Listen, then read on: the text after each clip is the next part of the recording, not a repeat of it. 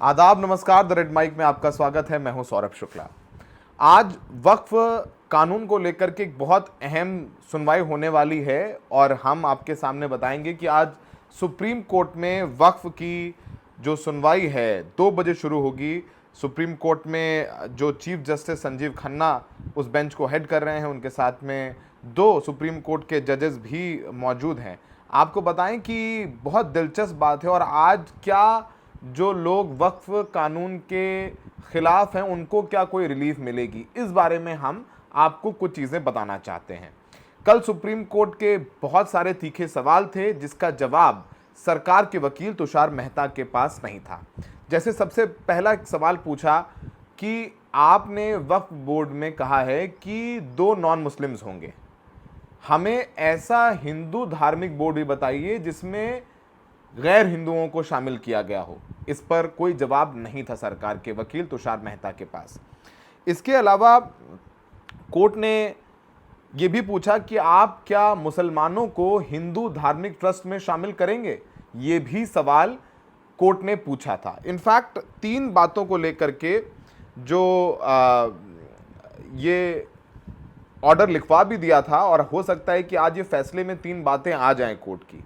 पहली बात जो सुप्रीम कोर्ट ने कहा था कि जो बहुत समझना होगा कि पूरा कानून रद्द कर देंगे, पूरे कानून पर स्टे हो जाएगा वक्फ कानून पर, तो ये नहीं होने वाला, ये अपने दर्शकों को बता दें। लेकिन उसमें कुछ चीज़ें हैं जिनको लेकर के आपत्ति है, उन पर कोर्ट जो है ज़रूर अंतरिम आदेश दे सकता है, इंटरिम स्टे लगा सकता है। पूरा कानून तो रद्द नहीं होगा, लेकिन उसकी कुछ चीज़ें जो हैं उन पर पुनर्विचार किया जाएगा, उन पर फिलहाल के लिए रोक लगा दी जाएगी। सबसे बड़ी समस्या या सबसे बड़ी चर्चा इस बात को लेकर के है कि वक्फ बाय यूज़र, यानी अगर कोई संपत्ति वक्फ के इस्तेमाल में आ रही है, मान लीजिए कई 100 साल से कोई कब्रिस्तान है जिसमें दफन होते आ रहे हैं इस्लामिक लोग, तो वक्फ बाय यूज़र हो गया। अब सरकार कहे कि इसके कागज़ दिखाओ, अगर आपके पास कागज़ नहीं है तो फिर वो जाएगा ट्राइब्यूनल में मामला और फिर डीएम उसको निर्धारित करेगा।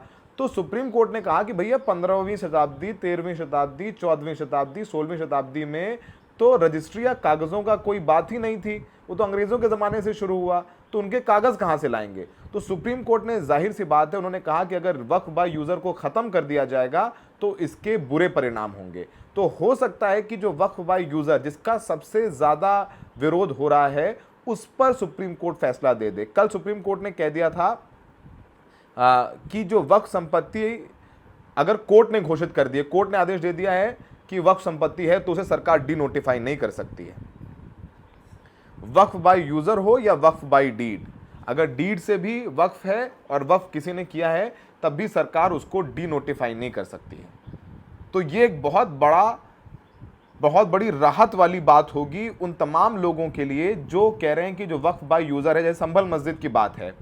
अब संभल मस्जिद वक्फ की ज़मीन पर बनी है, लेकिन सरकार कहेगी अब भाई वक्फ की ज़मीन पर है, कागज़ लाओ, कागज़ दिखाओ, और अब संभल मस्जिद के कागज़ नहीं दिखा पाएंगे। अब कहाँ रजिस्ट्री, कहाँ कागज़ होते होंगे 400 साल 500 साल पुराने। तो सरकार इस कानून के ज़रिए डी नोटिफाई कर सकती थी, लेकिन अब सुप्रीम कोर्ट अगर ये कह देगा कि अगर कोर्ट ने कह दिया है यह वक्फ बाय डीड है तो आप उसको डी नोटिफाई नहीं कर सकते हैं। तो संभल मस्जिद को सरकार अपने कब्जे में भी ले सकती है, एसआई अपने कब्जे में भी ले सकता है, जो शायद एक बोर्ड भी लग गया है।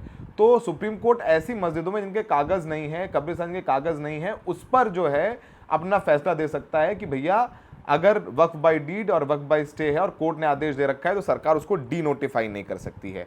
ये एक बहुत राहत भरी बात होगी। इसके अलावा कोर्ट ने कल एक और बिंदु जिसको लेकर के बहुत उत्सुकता भी दिखाई और कई सवाल पूछे कि भाई डीएम को या कलेक्टर को या सरकारी अधिकारी को बहुत ज़्यादा अधिकार मिल जा रहे हैं, क्योंकि वो निर्धारित करेगा कि ये संपत्ति किसकी है, वक्फ की है या नहीं है, या इसमें कोई विवाद है। अगर सरकार से विवाद है तो डीएम कैसे तय कर सकता है? भाई सरकार से ही विवाद है, सरकारी डीएम बनाएगी, सरकारी अधिकारी अपॉइंट करेगा और सरकार का अधिकारी फैसला लेगा, तो जाहिर सी बात है सरकार के पक्ष में फैसला लेगा। इसको लेकर के कोर्ट ने यह भी कहा है कि कलेक्टर वक्फ संपत्ति का सर्वे करेंगे तो उसकी प्रकृति नहीं बदल सकते। यानी अगर कोई वहाँ नमाज पढ़ रहा है सर्वे के बाद तो नहीं कहेंगे अब कल से नमाज नहीं होगी, कलेक्टर नहीं कर सकता, उसमें नमाज होती रहेगी जब तक आखिरी फैसला नहीं आ जाता।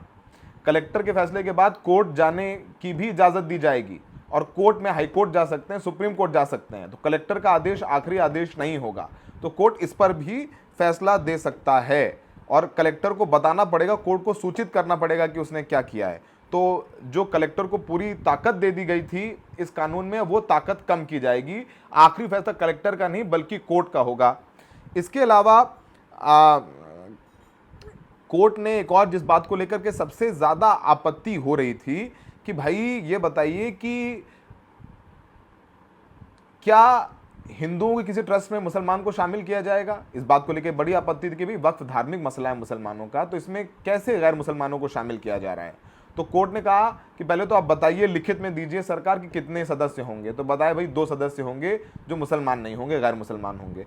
तो कोर्ट ने कहा है कि वक्फ बोर्ड और केंद्रीय वक्फ परिषद के सभी सदस्य मुस्लिम होने चाहिए, सिवाय पदेन सदस्यों के। जो परमानेंट सदस्य होंगे वो सारे मुसलमान होंगे, लेकिन जो एक्स ऑफिशियो सदस्य होंगे वो ही गैर मुस्लिम हो सकते हैं। यानी जो परमानेंट सदस्य होते हैं वो निर्णय लेंगे, और जो एक्स ऑफिशियो होते हैं कि वो नाम के लिए सदस्य होते हैं, लेकिन बहुत ज़्यादा डिसीजन मेकिंग में उनकी से नहीं होती है। ये 3 बहुत इंपॉर्टेंट चीज़ें हैं जिनको लेकर के सुप्रीम कोर्ट आज अपना आदेश दे सकता है। आपको बताएं कि कल सुनवाई के दौरान चीफ जस्टिस और सॉलिसिटर जनरल ने सरकार के वकील तुषार मेहता के बीच तीखी बहस भी हुई थी। चीफ जस्टिस ने केंद्रीय वक्फ प्रशासन और गैर मुसलमानों को शामिल करने का तर्क पर सवाल उठाया था। कोर्ट ने पूछा था कि क्या सरकार हिंदू धार्मिक बोर्ड में किसी मुस्लिम को शामिल करेगी। मेहता ने कहा था कि वक्फ परिषद में पदेन सदस्यों के अलावा 2 से अधिक गैर मुसलमान सदस्य नहीं होंगे। इस पर बेंच ने कहा था कि नए अधिनियम वक्फ परिषद के 22 सदस्यों में से 8 मुस्लिम होंगे। इसमें 2 ऐसे जज हो सकते हैं जो मुस्लिम ना हो। ऐसे में बहुमत गैर मुसलमानों का होगा। इससे संस्था और धार्मिक चरित्र कैसे बदलेगा। कोर्ट ने यह भी कहा कि कई मस्जिदें हैं जो 13वीं और 14वीं शताब्दी की हैं, दस्तावेज कहाँ से लाएंगे, उसके दस्तावेज कहाँ से आएंगे। और एसजी ने यह भी कहा कि ये बेंच पूरी हिंदू है। सीजेआई ने कहा कि यहाँ धर्म मायने नहीं रखता है। तो बहुत सारी बातें हुई और कोर्ट में बहुत सारी चीज़ें होने वाली हैं। द रेड माइक पर हम हमेशा से पहले दिन से बहुत क्रेडिबल तरीके से, बहुत समझदारी के साथ आपको रिपोर्ट करते आए हैं, और अपनी बात मैं कह सकता हूं कि बहुत जिम्मेदारी के साथ मैं पूरी कल भी हियरिंग सुनी, सारे पॉइंट्स नोट किए और फिर आपको बताया कि असल में क्या कहा गया है। बहुत सारे लोग कर रहे हैं, पर मैं इतनी ज़रूर बात कर सकता हूं अपनी जिम्मेदारी के साथ कि मेरी जिम्मेदारी है कि तथ्यों के साथ आपको बताएंगे। कल हमने all India Muslim personal law board के प्रवक्ता कासिम रसूल इलियास से बात की थी। आप सुनिए कि उन्होंने बताया था और किस तरीके की चीज़ों पर आज राहत मिल सकती है। तो ये प्रस्तुति हमारी विशेष थी आपके लिए। All India Muslim personal law board के सदस्य और प्रवक्ता इलियास साहब मौजूद हैं। सर, कोर्ट में क्या कुछ हुआ, अगर ब्रीफ में हमारे दर्शकों को बताएं जो घरों में बैठे हुए हैं, क्या संकेत दिए हैं कोर्ट ने। देखिए, बुनियादी तौर पे आज कोर्ट ने कोई फ़ैसला नहीं दिया। कोर्ट आज इंटरिम ऑर्डर देने वाला था, लेकिन फिर कुछ ऑब्जेक्शंस हुए तो उसको कल तक के लिए टाल दिया गया। लेकिन आज जो बुनियादी बहस हुई है, बुनियादी बहस ये हुई है कि वक्फ बाय यूज़र को जो ख़त्म करने की कोशिश की जा रही है ये सही नहीं है। और इस बात को कोर्ट ने भी कंसिडर किया है कि वक्फ बाय यूज़र के सिलसिले में जो राइडर्स लगाए गए हैं कानून के अंदर, वो राइडर जो है वो उसको ख़त्म कर देते हैं वक्फ को। और दूसरी बात ये कि जो दूसरा जो बहस हो रही थी वो ये बहस हो रही थी कि साहब ये जो कंपोजिशन है वक्फ बोर्ड का और सेंट्रल वक्फ काउंसिल का, उसके अंदर जो ये कहा गया कि 2 नॉन मुस्लिम्स होंगे। तो कोर्ट ने ये जानने की कोशिश की कि क्या 2 नॉन मुस्लिम से ज़्यादा भी हो सकते हैं, इसलिए कि जो बाकी मेंबर्स के लिए जो शर्त लगाई गई थी कि वो मुसलमान होंगे, ऐसी कोई शर्त नए कानून में नहीं है। तो इस पर सरकारी वकील ने ये कहा कि नहीं, हम ये कहना चाहते हैं कि 2 से ज़्यादा नॉन मुस्लिम्स नहीं होंगे। तो उन्होंने कहा लेकिन आपकी बात और वो जो कोर्ट का उसका एक्ट है उसमें मैच नहीं हो रही है, तो उनका मैं एफिडेविट दे सकता हूँ उसके ऊपर। तो एक बात तो ये हुई। तीसरी बात ये हुई कि साहब ये आर्गुमेंट सरकारी वकील का था कि हमने इसके अंदर पहली बार लेडीज़ के लिए प्रोविज़न पैदा किया और आपके बैकवर्ड के लिए पैदा किया, बैकवर्ड मुस्लिम्स के लिए। तो ये कहा गया ये तो पहले से ही मौजूद था इसके अंदर, तो ये कोई नई बात आपने नहीं लाई है। तीसरी बात ये हो रही थी कि ये बुनियादी तौर पे बात हो रही थी कि अगर कोई वक्फ है तो वो क्या ट्रस्ट में कन्वर्ट हो सकता है। तो उस पर सीजे ने रोक लगा दी कि नहीं, अभी ट्रस्ट के मैटर को इससे आपको इंसाइड मत करने की कोशिश कीजिए। लेकिन बहरहाल आज की जो बहस थी वो बहस का ज़्यादा पोर्शन जो है वो वक्फ बाय यूज़र के ऊपर रहा। पर आप लोगों को सबसे ज़्यादा आपत्ति है जिस एक पॉइंट पर कि कोर्ट ने ये भी कहा कि 13वीं शताब्दी, 14वीं, 15वीं शताब्दी की मस्जिदें हैं, उनके कागज़ तो होते नहीं हैं। तो क्या नए कानून में ये सारी मस्जिदें पर विवाद दाखिल किया जा सकता है, इन मस्जिदों को सरकार कब्जे में ले सकती है, इस बारे में बात हुई क्योंकि उस वक्त तो कागजात होते नहीं थे। सुप्रीम कोर्ट ने इस पर भी क्लैरिटी मांगी है। सुप्रीम कोर्ट इस पर भी क्लैरिटी मांगी है और ये बात भी मांगी है कि जब आप वक्फ बाय यूज़र के बारे में ये कह रहे हैं कि कोई डिस्प्यूट पैदा हो जाएगा तो वक्फ बाय यूज़र में कंसिडर नहीं की जाएंगी। तो ये पूछा कि डिस्प्यूट पहले से चला रहा था वो या नया डिस्प्यूट पैदा हो सकता है, तो इस पर भी कोई क्लियर जवाब नहीं मिला कोर्ट को। तो बहरहाल बात ये है कि ये तो इसके अंदर ये प्रोविज़न ऑलरेडी शामिल है कि अगर जब भी कोई डिस्प्यूट पैदा हो जाएगा तो वक्फ बाय यूज़र्स कैटेगरी से निकल जाएंगे। दूसरी बात ये बात आई कि सब ये जो आपने कलेक्टर के हवाले किया और फिर डिजिग्नेटेड ऑफिसर्स को बनाया जा रहा है उसके ऊपर में कि अगर गवर्नमेंट की कोई डिस्प्यूट है वक्फ बोर्ड के साथ में तो it will not be decided by tribunal, ये जो है वो उससे ये डिसाइड करेगा डिजिग्नेटेड ऑफिसर। तो ये एक्स्ट्रा यानी जब डिजिग्नेटेड ऑफिसर गवर्नमेंट अपॉइंट करेगी तो फिर वो किसके हक़ में फ़ैसला करेगा, तो ये बात भी गलत है। फिर वो ट्राइब्यूनल की कंपोजिशन पे भी बहस हुई। तो ये सब चीज़ें आज हुई है, लेकिन ये आज कोई कंक्लूसिव ऑर्डर नहीं हुआ है, कल फिर सुनेंगे लोगों को। आप कैसे देखते हैं आज की जो पहली दिन की सुनवाई है, जैसे हम लोग पत्रकार हम समझ रहे हैं, तो आपकी आपत्ति जिन दो बड़े बिंदुओं पर थी कि एक वक्फ बाय यूज़र को लेकर के थी कि ये डिनोटिफाई हो जाएगा और दूसरा जो नॉन मुस्लिम्स को बोर्ड में शामिल किया जा रहा है, इन दोनों पर ही सुप्रीम कोर्ट ने काफ़ी क्लैरिटी मांगी है सरकार से। इनफैक्ट इंटरिम ऑर्डर भी सुप्रीम कोर्ट लिखवा रहा था लेकिन फिर उन्होंने नहीं लिखवाया।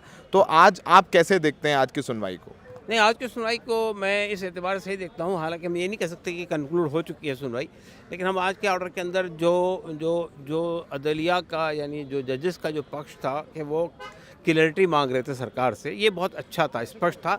उन्होंने कहा आप जो बात कह रहे हैं और जो कोर्ट का यानी वो जो कानून है वो दोनों चीज़ें मैच नहीं हो रही है।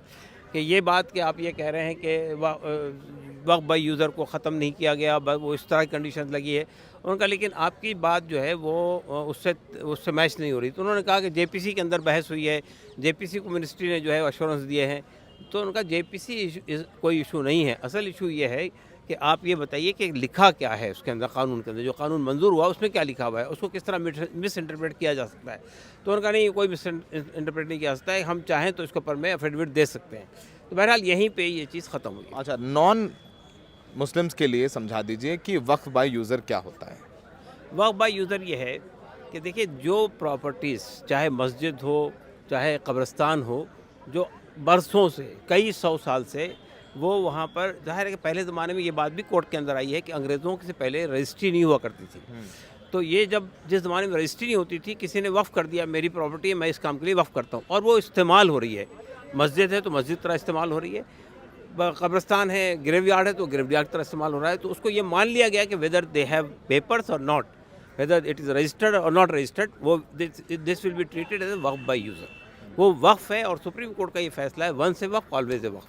अगर एक बार वक्फ बता दिया, किसी ने विल कर दिया, वर्बल विल कर दिया, ओरल विल कर दिया, तो वो भी काफ़ी है, तो वो वक्फ बाय यूज़र है। तो नए कानून में अब वो वक्फ बाय यूज़र नहीं होगी, अगर रजिस्टर्ड नहीं है, रजिस्टर्ड है तो होगी, रजिस्टर्ड नहीं है तो उस पर डिस्प्यूट हो गया तो फिर वो नए कानून के हिसाब से तय किया जाएगा। देखिए नए कानून में बहुत एम्बिग्यूटी है। नए कानून में एक बात तो ये कही गई है कि अगर कोई प्रॉपर्टी पे डिस्प्यूट खड़ा हो जाएगा तो वो वक्फ बाय यूज़र की कैटेगरी से निकल जाएगी, नंबर 1। नंबर 2 ये कहा गया इसके अंदर वक्फ बाय यूज़र इसमें कि अगर वो प्रॉपर्टी जो वक्फ बाय यूज़र की तरह इस्तेमाल होती रही, अब उसको रजिस्टर्ड होना पड़ेगा। जब रजिस्ट्रेशन के लिए जाएंगे तो पेपर्स मांगे जाएंगे, तो जाहिर है कि वो रजिस्टर्ड नहीं होगी। तो ये बहुत कॉम्प्लिकेशंस है इस कानून के अंदर। Thank you sir, thank you.